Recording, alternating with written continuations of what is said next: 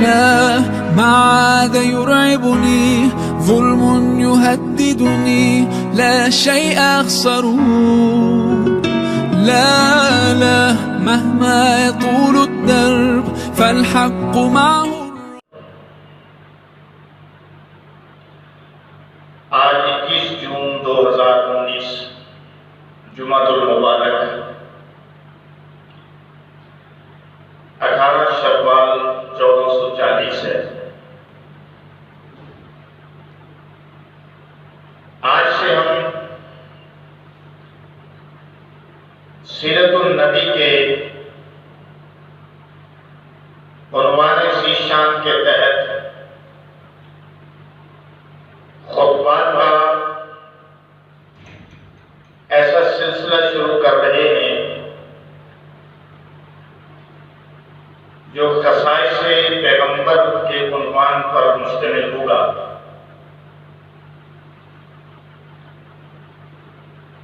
اور اس میں پیغمبر علیہ السلام کی خصوصیات، آپ صلی اللہ علیہ وسلم کے فضائل مناقب، خصوصاً دیگر انبیاء علیہ السلام کے مقابلے میں جو آپ کو خصائص عطا ہوئے اور پھر اسی کے تحت جو آپ کی امت کو خصائص عطا ہوئے، ان کا بھی بیان انشاءاللہ العزیز اس عنوان ذیشان کے تحت آئے گا۔ آج کا بیان دراصل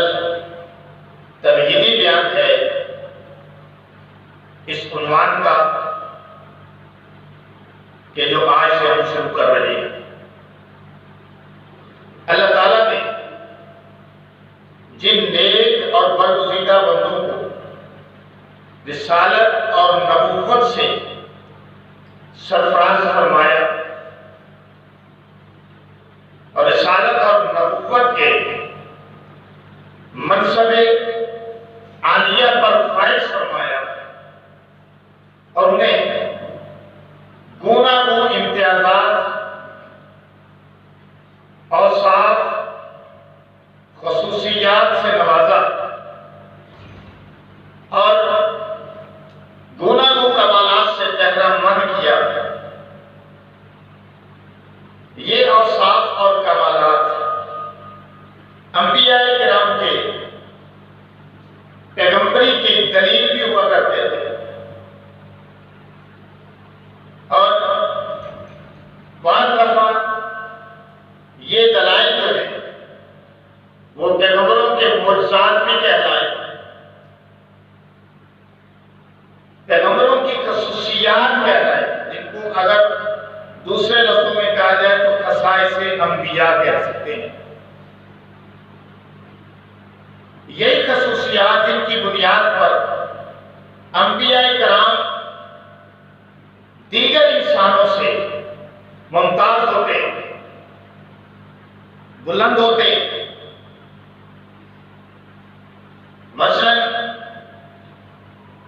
حضرت موسیٰ علیہ السلام کا بغل میں ہاتھ ڈال کر نکالنا اور اس کا یوں روشن ہو جانا جیسے سورج چمک رہا ہے بغیر کسی بیماری کے۔ موسیٰ علیہ السلام کا عصا اژدہا بن جانا،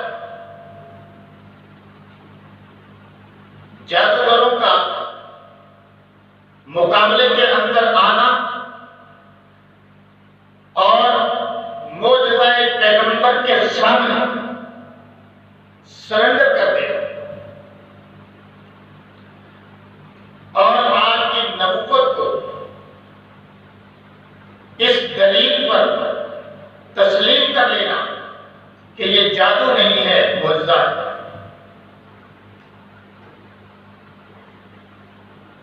تو انبیاء علیہ السلام کے یہ خصائص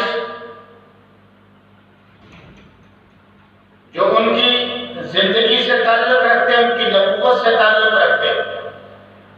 ان کے علم سے تعلق رکھتے ہیں، دوسرے انسانوں سے انہیں بلند اور ممتاز کرتے ہیں۔ یہی خصائص اور یہی کمالات جو سابقہ اکثر انبیاء کرام، بلکہ اگر میں یوں کہوں تو بے جانا ہوگا کہ سارے نبیوں کو جو کمالات عطا ہوئے، وہ کمالات، وہ اوصاف، وہ خصائص اللہ نے اپنے محبوب پیغمبر امام الانبیاء، سید الانبیاء، خاتم الانبیاء، برا محمد رسول اللہ کی ذات عالی میں رکھے۔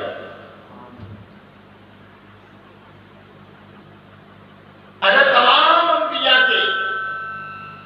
صفات، کمالات، خصائص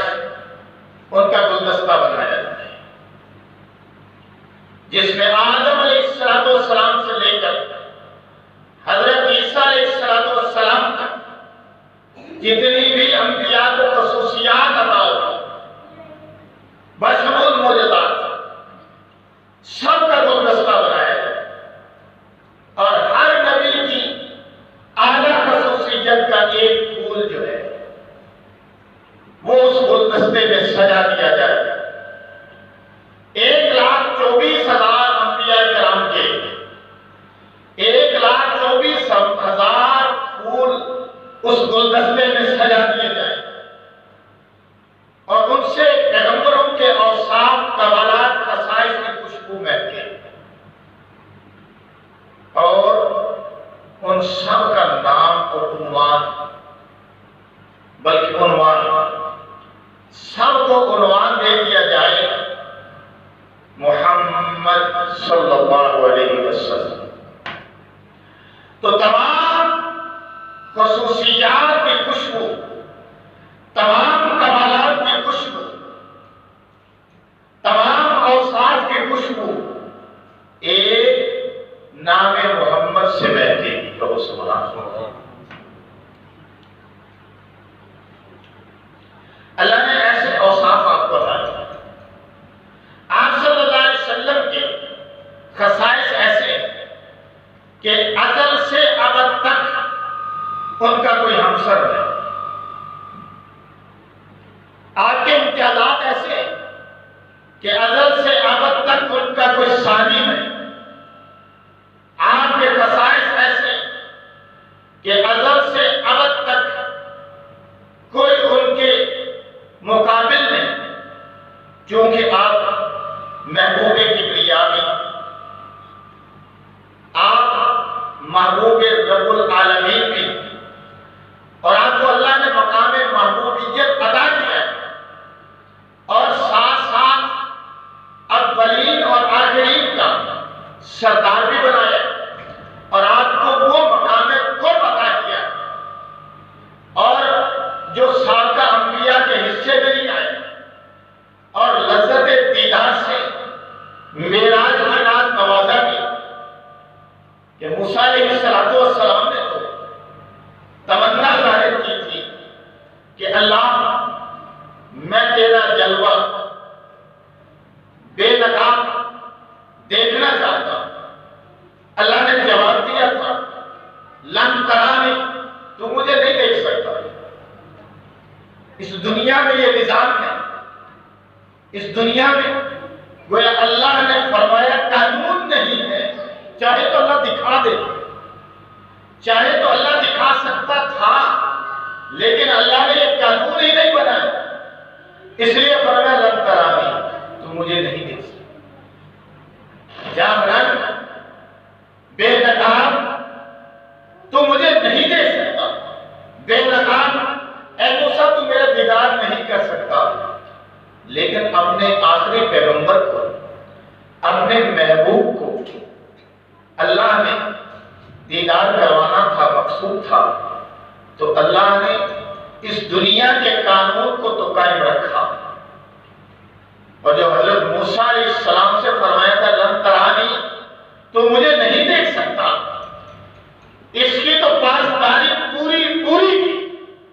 کہ نہیں دیکھ سکتا تو دنیا میں کوئی نہیں دیکھ سکتا، جلوہ بے نقاب اللہ کا کوئی نہیں دیکھ سکتا، اس کی تو پاسداری کی، اپنے الفاظ کی، اپنے ورڈ کی، اللہ نے پوری پاسداری کی، لیکن اپنے نبی کو جلوہ دکھانا بھی تھا۔ ایک تو اختلاف بھی کچھ ہے، میں اختلاف سے ہٹ کر بات کرتا ہوں۔ میں صرف اس وقت نبی علیہ السلام کی شان کے عنوان سے بات کرتا ہوں۔ میرے مقصد اختلاف کی دوسری لائن کو بیان کرنا نہیں اور دوسرے نظریے کو بیان کرنا نہیں کہ آپ نے دیدار کیا سر کی آنکھوں سے کہ نہیں کیا، اس بحث میں پڑھنا میرا مقصد اس مقام پر نہیں۔ پھر کبھی ہوا تو انشاءاللہ بات ساری کروں گا بولوں گا۔ میرا مقصد یہاں پہ شان محمدی کو بیان کرنا ہے کہ آپ کو دیدار کرانا مقصود تھا تو اللہ نے دنیا کے قانون کو تو قائم رکھا کہ جس میں موسیٰ سے فرما دیا تھا لن ترانی، تو مجھے نہیں دیکھ سکتا، میرا بے نقاب جلوہ نہیں دیکھ سکتا، اپنے نبی کو، اپنے محبوب کو، خاتمیت مرتبت کو، خاتم النبیین کو، سید الاولین والآخرین کو دیدار کرانا تھا، بلکہ خاتم الاولین والآخرین امام المتقین آمنہ کے در یتیم کو دیدار کرانا تھا، تو اللہ نے آپ کو اس دنیا کے نظام سے، اس دنیا کے نظام سے نکال لیا اور اس دنیا سے بلند کیا۔ سورج چاند ستارے نیچے رہ گئے، اس جہاں سے دوسرے جہاں میں منتقل کیا اور اس جہاں میں منتقل کیا کہ جہاں جبریل بھی جائے تو اس کے پر جل جائے، اور اس کو قرآن میں اس عنوان سے بیان کیا سبحان الذی اسری بعبدہ لیلا من المسجد الحرام الی المسجد الاقصی، پاک ہے وہ ذات جو لے گئی اپنے بندے کو راتوں رات، کہاں لے گئی؟ مسجد حرام سے مسجد اقصی تک، من المسجد الحرام، مسجد حرام سے الی المسجد الاقصی، مسجد اقصی تک لے گئی، اور پھر وہاں سے اس مقام پر لے گئی کہ ساتوں آسمان نیچے ہے اور آپ کی پرواز اوپر ہے، پھر سدرۃ المنتہا کا مقام ہے، پھر سدرۃ المنتہا بھی نیچے آگ اوپر ہے، پھر جبریل بھی نیچے آگ اوپر ہے، پھر اس مقام پر پہنچے رنگ و نور کا سیلاب طے کرتے ہوئے کہ پاک پیغمبر فرما رہے ہیں کہ میرا رب مجھے اٹھا رہا ہے اور اس طرح اٹھا رہا ہے کہ گویا رنگ و نور کا سیلاب ہے جس کو میں طے کرتا ہوا جا رہا ہوں، اور سونے اور چاندی کے جس طرح جو ہے سونے اور چاندی کے پتنگے جو ہیں اس میں سے گزرتا چلا جا رہا ہوں، اور پردے جو ہیں وہ کھلتے چلے جا رہے ہیں، رنگ و نور کے پردوں میں سے گزرتا چلا جا رہا ہوں، اور آخر وہ مقام آتا ہے کہ جس مقام پر رب کائنات ارشاد فرما رہے ہیں کہ یا محمد صلی اللہ علیہ وسلم، اے محمد، اے محبوب ٹھہر جائیے، اے محبوب ٹھہر جائیے، آپ کا رب آپ سے ہم کلام ہے، اے محمد ٹھہر جائیے، آپ کا رب آپ سے ہم کلام ہو رہا ہے۔ حضور علیہ السلام کو وہاں اللہ نے اپنے سامنے بٹھایا اور سامنے بٹھا کر دیدار کی لذت سے آشنا کیا،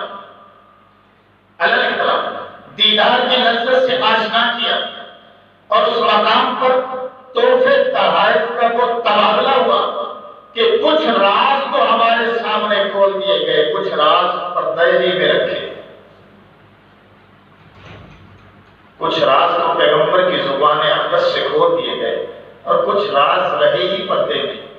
امت کو بتانا مقصود ہی نہیں تھا، بتائے نہیں، لیکن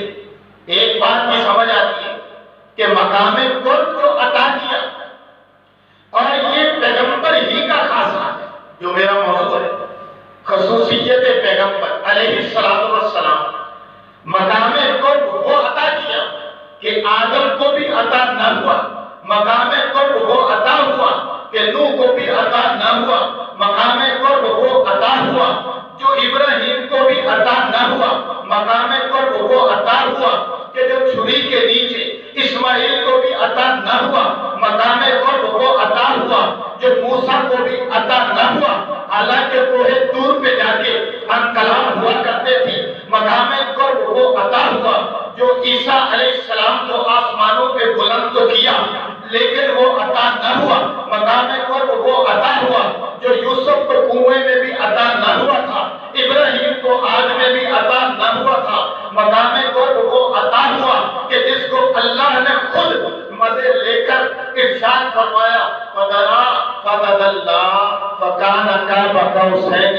أَوْ أَدْنَىٰ، وہ مقام یہ تھا کہ میرا پیغمبر میرے اتنے قریب ہو گیا، اتنا قریب ہو گیا کہ 2 کمانوں سے بھی کم کا فاصلہ رہ گیا۔ یہ ہے خصوصیت پیغمبر علیہ السلام۔